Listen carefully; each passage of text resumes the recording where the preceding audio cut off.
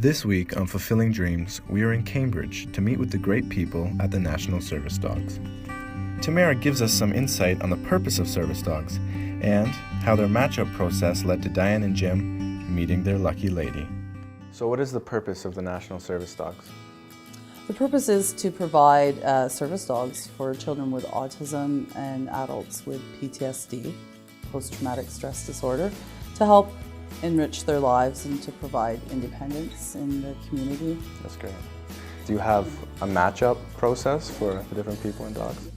Yeah, we start the matchup process almost upon intake with the clients, meaning that we look at the not just the needs that they have in regards to the supports for their disability, but the personalities and the characteristics of the dogs. Jim was almost grumpy, but Jim now comes and speaks at events that we might hold and smiles. And Diane, she struggled with a few things, mostly emotionally, but she doesn't use her scooter anymore to walk at all. Like, she's out and happy and sharing their story. And Lady is more than just man's best friend. To Jim and Diane, she's a necessity.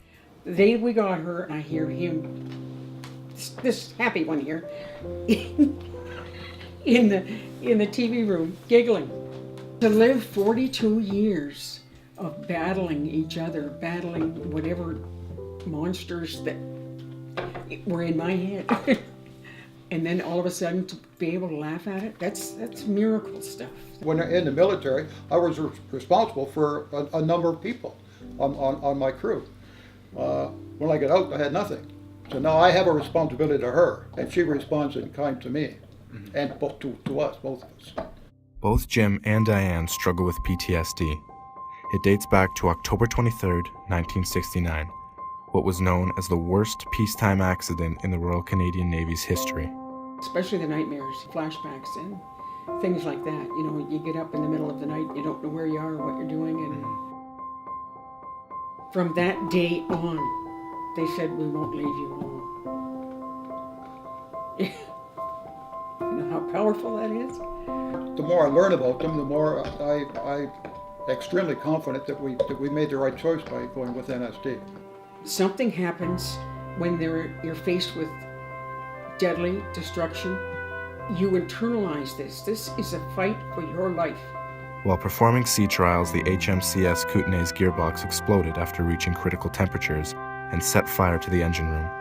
Jim was aboard the ship during the explosion and sent a signal back to command, where Diane was on the other end. I can't not feel that dog on my foot. So I am here in the present instead of being there in my mind in the disease. And that's what the dog does. We really wanted to say thank you for sharing your story with us. When we talked to Tamara, we got in contact with your daughter as well. The feedback that we got was that you just wanted to make sure that the National Service Dogs got the attention that they deserved in order to keep helping people like yourselves. But we did hear that, Jim, you like woodworking. So we began by bringing it up to our workshop and cut a length of cherry. We brought it to the jointer and just gave it a flat face. And after that, we just bring it over to the thickness planer and put it through so everything's flat to the same thickness. Our friends down at A&M Wood Specialty were kind enough to give you a little gift, so I'll go grab that for you if you just want to stay there for a minute.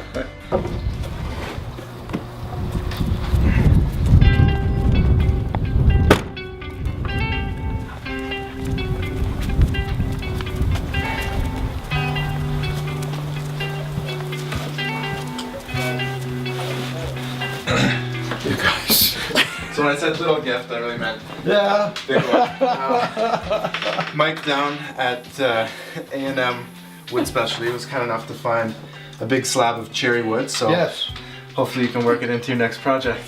I sure can. That's where your ships can go, right? That's it. Oh. Should we end it now? We would like to thank Tamara and the National Service Dogs organization for all of their amazing work, as well as Mike and A&M Wood Specialty for their generous donation of a piece of cherry live edge wood.